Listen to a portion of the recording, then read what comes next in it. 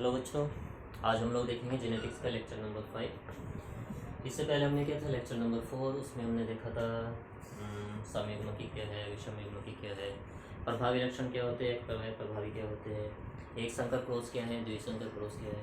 एक संकर क्या था जिसमें एक लक्षण ध्यान में रख के क्रॉस कराएंगे, द्विसंकर वो था जिसमें दो लक्षण ध्यान में रख के क्रॉस कराएंगे, तीन लक्षण ध्यान में रख के कराएंगे तो त्रिसंकर, तीन से ज़्यादा लोगे तो बहुसंकर। तो आज हम लोग देखते हैं मेंडेल ने अपने जो लक्षण लिए थे मटर के पौधे में वो कितने लिए थे और कौन कौन से थे। तो उसमें से सारे आपको ध्यान रखने की ज़रूरत नहीं है, तीन बताऊंगा मैं, लिखाऊंगा सारे, लेकिन तीन जो है वो इम्पोर्टेंट है जो आपको ध्यान रखने हैं। तो मैं इधर क्या करता हूँ, इधर मैं लिख लेता हूँ लक्षण यानी कि करेक्टर कि कौन कौन से लक्षण थे वो, और यहाँ लिख लेते हैं ट्रेट में यानी कि एक तो प्रभावी लक्षण, और इस साइड ले लेते हैं अप्रभावी लक्षण। क्या था प्रभावी? जो ज़्यादातर जनरेशन में दिखाई देगा, या ऐसा लक्षण जो क्या करे, समयुग्मकी और विषमयुग्मकी दोनों अवस्थाओं में अपना को प्रकट करे वो प्रभावी था, और जो केवल समयुग्मकी में ही अपना को प्रकट करे वो अप्रभावी। तो पहला जो लक्षण लिया था मेंडेल ने वो था पौधे की लंबाई। अब लंबाई में उन्होंने दो पौधे लिए, एक तो लंबापन प्रभावी लक्षण पाया गया और बौनापन अप्रभावी लक्षण पाया, यानी कि लंबापन हर पीढ़ी के अंदर दिखाई दिया और बौनापन किसी किसी पीढ़ी के अंदर ही दिखाई दिया। दूसरा, बीज का रंग, ये बीज का कलर। तो दो तरह के उन्होंने बीज लिए, एक उन्होंने लिया था पीला बीज यानी कि येलो कलर का बीज, पीला, तो पीला प्रभावी पाया गया, और जो हरा था वो अप्रभावी पाया गया। तीसरा, उन्होंने लिया बीज की प्रकृति या बीज की आकृति कैसी है, आकृति या बीज की प्रकृति। तो दो तरह के उन्होंने बीज लिए, गोल वाला बीज प्रभावी लक्षण पाया गया, और जो झुर्रीदार था, रिंकल्ड इसको बोलते हैं इंग्लिश में, झुर्रीदार, इस पर रिंकल्ड पड़े होते हैं, तो वो कैसे पाया गया, अप्रभावी। फिर चौथा लक्षण आता है पुष्प की स्थिति वो कैसे पाएगी। तो दो स्थिति थी यहाँ पे, एक तो अक्षीय, इसको बोलते हैं एक्सियल, और एक होता है तटस्थ, इसको बोलते हैं टर्मिनल। टर्मिनल इनको समझते हैं क्या है। मान लीजिए ये कोई प्लांट है और ये इसका मेन स्टेम है, तो अगर मेन स्टेम पर इस तरह से फ्लावर लगे हुए हैं इसकी मेन एक्सिस पर, तो इसी को बोलते हैं हम लोग axial flower. Okay, terminal flower क्या है, ये प्लांट की कोई मेन एक्सिस, इस पर कोई ब्रांच लगी और यहाँ पे किनारे पर जाकर कोई फ्लावर लगे, तो ये क्या कहलाएगा, ये कहलाएगा टर्मिनल फ्लावर। ओके, एक्सियल जो मेन एक्सिस से लगा हुआ, टर्मिनल जो कि किनारे पे या ब्रांच के ऊपर लगा हुआ, उसको हम लोग बोलेंगे टर्मिनल। चलिए फिर देखते हैं हम पांचवें लक्षण।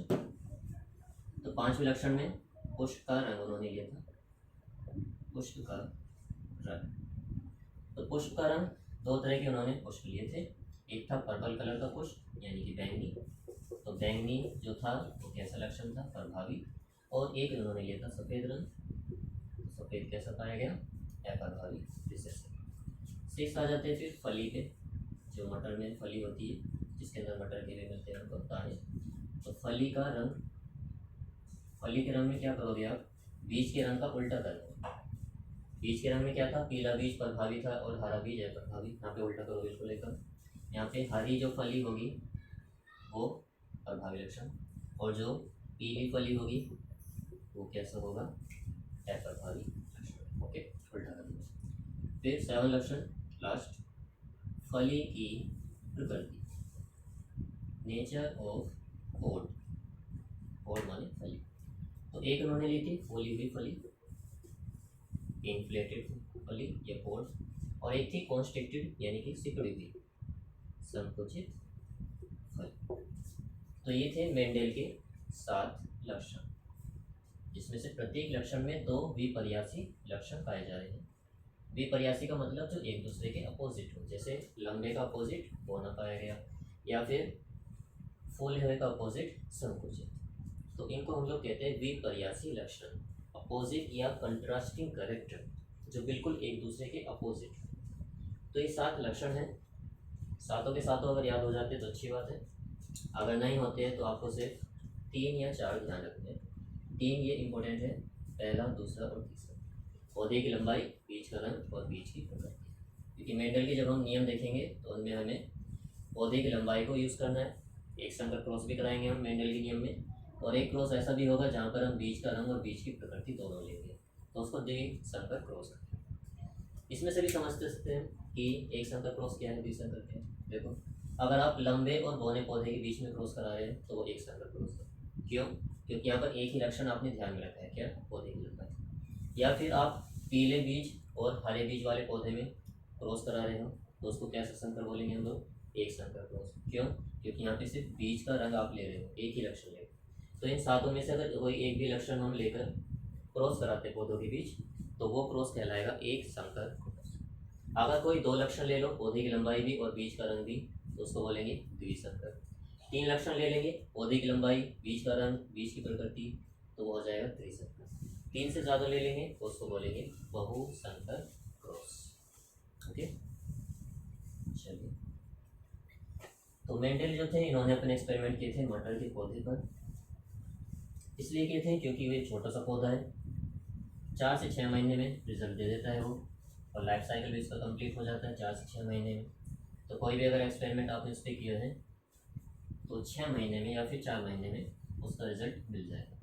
4 महीने में फ्लावर दे देता है, तो जो भी आपको रिजल्ट चाहिए वो जल्दी ही मिल जाएगा। साथ में छोटा सा फ्लावर है, छोटा सा प्लांट है, तो उसको कंट्रोल करना या फिर उस पर एक्सपेरिमेंट करना बहुत ज़्यादा ईजी होता है।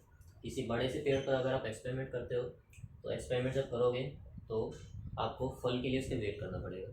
फल तभी लगेगा जब वो थोड़ा सा बड़ा होगा, तो उसमें काफ़ी ज़्यादा टाइम लग सकता है। तो इसलिए उन्होंने बड़ा सा प्लांट नहीं चुना, छोटा सा प्लांट लिया था उन्होंने, मटर का पौधा पाइसम सटाइलो गार्डन की, जिसके अंदर क्या करे थे उन्होंने 7 कैरेक्टर्स लिए। मटर के पौधे में 14 गुणसूत्र होते थे, 14 क्रोमोसोम उसकी दैहिक कोशिकाओं में, सोमेटिक सेल्स में, और जब युग्मक बनते हैं तो उसमें 7-7 क्रोमोसोम जाते हैं। युग्मक हमेशा एगोनिस्ट होते हैं। तो मेंडल की सफलता के क्या कारण थे? उनकी सफलता के कारण क्या थे? पहला तो ये, उन्होंने जो मटर का पौधा लिया था वो कैसा था? द्विलिंगी पौधा था। कैसा पौधा था वो? द्विलिंगी, बाइसेक्सुअल, यानी ऐसा पौधा जिसके अंदर मेल पार्ट भी हो और जिसके अंदर फीमेल पार्ट भी हो, उसको बोलते हैं द्विलिंगी पुष्प। दूसरा, इन्होंने जो एक्सपेरिमेंट किए थे तो उसका जो डेटा इन्होंने लिया था उस डेटा को रिकॉर्ड के फॉर्म में नोट करते चले गए।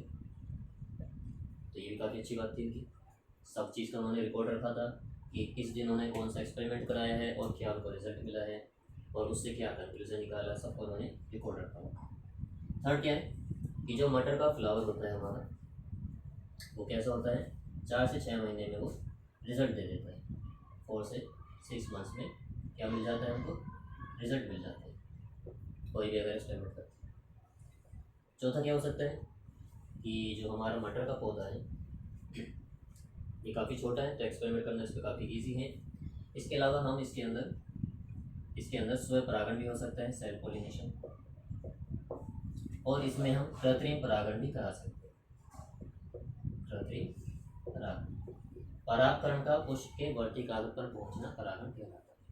तो अगर वो बिना किसी माध्यम के, यानी कि बिना वायु के, बिना जल के, बिना किसी कीट के कहाँ पे पहुँच रहे? पुष्प के वर्तिकाग्र पे, तो उस क्रिया को हम लोग बोलते हैं स्वयं परागण। और अगर ये क्रिया हम लोग करा रहे आर्टिफिशियली तो इसको बोलेंगे कृत्रिम परागण।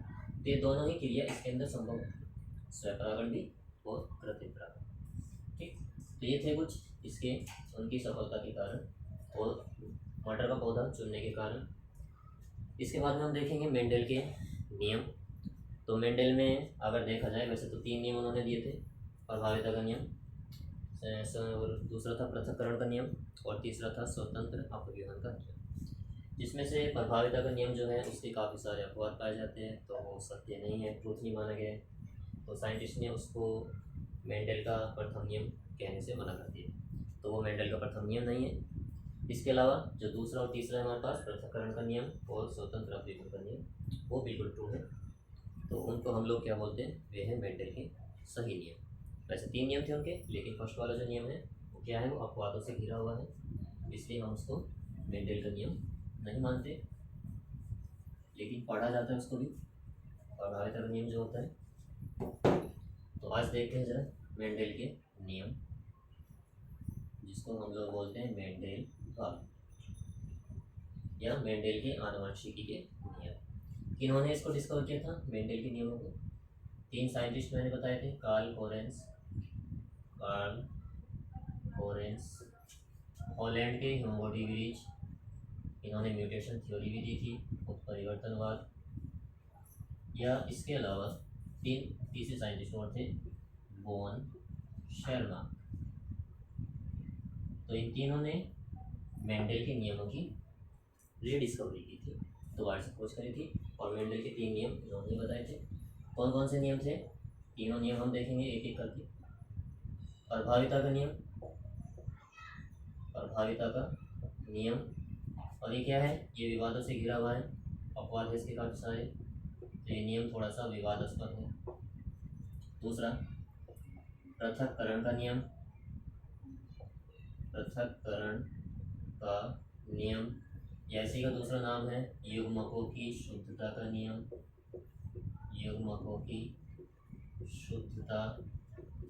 नियम, या इसी को बोलते हैं फर्स्ट लॉ मेंडल का। थर्ड होता है फिर स्वतंत्र अपव्यूहन का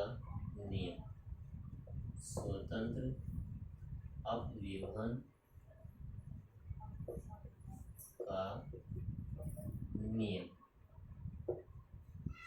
ओके। तो देखते हैं इनको एक एक करके। प्रभाविता का नियम, पृथक्करण का नियम, युग्मकों की शुद्धता का नियम और स्वतंत्र अपव्यूहन का नियम। बहुत ही इसी वे में समझने की कोशिश करेंगे इनको, रट्टा नहीं मारना बिल्कुल भी, हर चीज़ समझते हुए चलना है। तो प्रभाविता का नियम शुरू करते हैं फिर। तो मेंडल ने अपने प्रभाविता के नियम में क्या किया था, इन्होंने क्या करा, 2 पौधे लिए, शुद्ध लंबा और शुद्ध बोना। शुद्ध लंबा वो होगा जिसके अंदर दोनों लेटर कैपिटल वाले होंगे, और शुद्ध बोना जिसमें दोनों लेटर स्मॉल वाले हैं।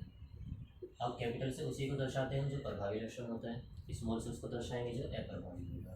अब इनमें से किसी एक को मेल मान लेते हैं। चलिए मान लीजिए ये मेल है और ये क्या हो गया, ये फीमेल हो गया।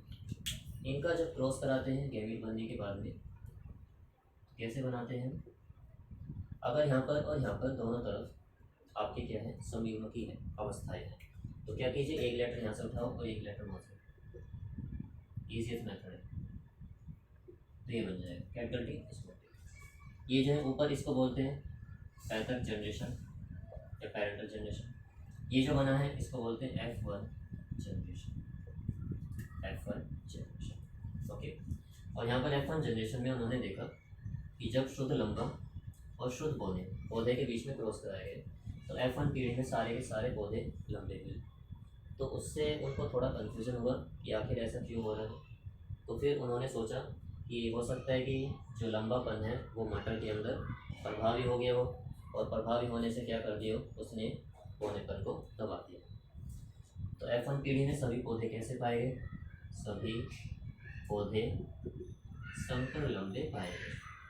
संकर यानी कि हाइब्रिड, जहाँ पर एक कैपिटल एक स्मॉल होगा। शुद्ध उसको बोलेंगे जहाँ दोनों सेम लेटर। तो सभी पौधे संकर लंबे पाए गए F1 पीढ़ी में। तो यहाँ पर निकला फिर प्रभाविता का नियम। प्रभाविता का नियम क्या कहता है कि वह लक्षण जो F1 पीढ़ी के अंदर नजर आता है, या वह लक्षण जो विषम युग्मकी और समयुग्मकी दोनों अवस्थाओं में अपने आप को प्रकट करे, प्रभावी लक्षण कहलाता है। और इसी नियम को बोलते हैं प्रभाविता का नियम। और अप्रभावी लक्षण क्या है, वह लक्षण जो F1 पीढ़ी में दिखाई ना दे और जो सिर्फ समयुग्मकी अवस्था में ही अपने आप को प्रदर्शित करे, उसको बोला जाता है क्या, अप्रभावी लक्षण। तो ये था उनका प्रभाविता का नियम, ओके। चलिए फिर दूसरे नियम के बारे में डिस्कस करते हैं, पृथक्करण का नियम। तो किसी किसी बुक में इन दोनों को एक साथ कंबाइन करके ही दिया हुआ है, तो कोई बात नहीं, दोनों ही सही है। पृथक्करण का नियम। इसमें देखिए हमें क्या करना है, F1 पीढ़ी में जो हमारे पास में पौधे बने थे संकर लंबे, उन्हीं का उनके साथ में क्रॉस कराना है। सेल्फ क्रॉस बोलते हैं इसको, सेल्फ क्रॉस। तो इनमें से आप किसी एक को मेल मान लीजिए और कोई एक फीमेल, दोनों के बीच में क्रॉस कराएंगे। क्रॉस कराएंगे तो इनमें गैमीट बनेंगे, युग्मक। अब गैमीट कैसे बनाने हैं, एक कैपिटल टी और यहाँ पे एक स्मॉल टी, ऐसे यहाँ पे करेंगे एक कैपिटल टी और एक स्मॉल टी।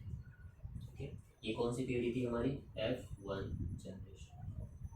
चलिए, तो अब हम इसका क्रॉस कराएंगे, जिसको रेखा चित्र भी बोलते हैं, तो उसको ध्यान से देखना है, क्योंकि पूरे चैप्टर में हमको क्रॉस कराना आना चाहिए, हर जगह क्रॉस कराना है हमको। तो क्रॉस जब कराते हैं तो क्या करते हैं, यहाँ से एक गैमेट उठाएंगे, यहाँ से एक गैमेट उठाएंगे, दोनों को आपस में जोड़कर लिख देंगे। ध्यान रखना है, पहले कैपिटल लेटर आना चाहिए, फिर स्मॉल आना चाहिए। तो यहाँ से कैपिटल टी उठाया और यहाँ से भी कैपिटल टी उठाया, तो दोनों ये बन गए कैपिटल टी कैपिटल। ओके, फिर से यहाँ से कैपिटल टी उठाएंगे और इसका क्रॉस इस दूसरे वाले के साथ करेंगे, तो ये बन जाएगा कैपिटल टी स्मॉल टी। फिर अभी ये भी बचा हुआ है, तो इसका क्रॉस कराएंगे इसके साथ, तो ये भी बन जाएगा कैपिटल टी स्मॉल टी। फिर इसका क्रॉस कराएंगे ये दूसरे वाले के साथ, तो ये बन जाएगा स्मॉल टी स्मॉल टी। तो ये था क्रॉस। क्या कराना है, पहले इसका क्रॉस इस पहले वाले के साथ कराओगे, फिर दूसरे वाले के साथ, फिर इसका क्रॉस कराओगे इस वाले के साथ, और फिर इस वाले के साथ। तो 4 तरह के कॉम्बिनेशन हमें मिल जाएंगे। इस पीढ़ी को बोलते हैं F2 पीढ़ी, F2 जनरेशन। ओके, तो यहाँ पर हम देखते हैं 2 अनुपात, एक होता है फिनोटाइप और एक होता है जीनोटाइप। फिनोटाइप यानी कि बाहर से दिखने में प्लांट कैसे है। तो जब फिनोटाइप इनका देखा गया, तो उन्होंने देखा कि जो लंबे और बौने पौधे हैं वो 3:1 के अनुपात में बन रहे हैं। यानी कि जहाँ पर एक भी कैपिटल टी होगा, वो सारे के सारे कैसे पौधे होंगे, लंबे पौधे। तो 3 लंबे पौधे, ये और एक बौना पौधा। तो जो लक्षण हमें F1 पीढ़ी में नहीं दिख रहा था, वो F2 पीढ़ी में आ गया। तो यहीं पर आता है युग्मकों की शुद्धता का नियम। युग्मकों की शुद्धता या पृथक्करण का नियम यह कहता है कि जितने भी युग्मक होते हैं वो शुद्ध होते हैं। ऐसा हो सकता है कि कुछ टाइम के लिए वो अपने लक्षण को जो है, उनका लक्षण दब जाए, लेकिन जब वो एक साथ आते हैं तो अपना लक्षण प्रदर्शित कर देते हैं। और जब युग्मक बनते हैं तो जो दोनों हमारे पास में एलील होते हैं वो अलग अलग जाते हैं। चलिए, तो ये था इसका पृथक्करण का नियम। फिनोटाइप हमने देख लिया, 3 लंबे और एक बौना बनेगा। जीनोटाइप की बात कर लेते हैं। तो जीनोटाइप में देखिए कैपिटल टी, ये अपना एक अलग जीनोटाइप है, इसके जैसा कोई यहाँ पे नज़र नहीं आ रहा है। इन दोनों का जीनोटाइप सेम है, दोनों में एक कैपिटल टी है और एक स्मॉल टी है, तो क्या हुआ 2। और ये अलग है स्मॉल टी, इसके जैसा कोई नहीं है, तो जीनोटाइप अनुपात 1:1 और फिनोटाइप 3:1। तो ये था रेखा चित्र वाला मेथड। दूसरा मेथड इसको होता है जिसको बोलते हैं पुनेट स्क्वायर, तो उसको भी एक बार देख लेते हैं जरा। पुनेट स्क्वायर के अंदर हम कुछ बॉक्सेस बनाते हैं छोटे छोटे, ये है हमारा पुनेट स्क्वायर। यहाँ पे ये जो लेटे हुए खाने हैं, क्षैतिज खाने, इनके अंदर मेल गैमीट को रखना है और नीचे वालों में फीमेल गैमीट। तो यहाँ पे आप लोगे कैपिटल टी, यहाँ पे लोगे स्मॉल टी, यहाँ पे कैपिटल टी और यहाँ पे स्मॉल टी। क्या करना है, एक लेटर यहाँ से उठाएंगे, एक लेटर यहाँ से उठाएंगे और इनके अंदर दोनों को जोड़ कर लिखेंगे। फिर से वही बात ध्यान में रखनी है कि पहले कैपिटल लेटर आना चाहिए और फिर इसमें। तो यहाँ पे कैपिटल टी और इस साइड से कैपिटल टी, यहाँ पे आ जाइए। यहाँ पे इस साइड से कैपिटल टी और ऊपर से स्मॉल टी, यहाँ पे ऊपर से कैपिटल टी और साइड में से स्मॉल टी, यहाँ पे ऊपर से भी स्मॉल टी और साइड में से भी स्मॉल टी। तो वही रिजल्ट आ रहा है जो हमें यहाँ पे मिला था।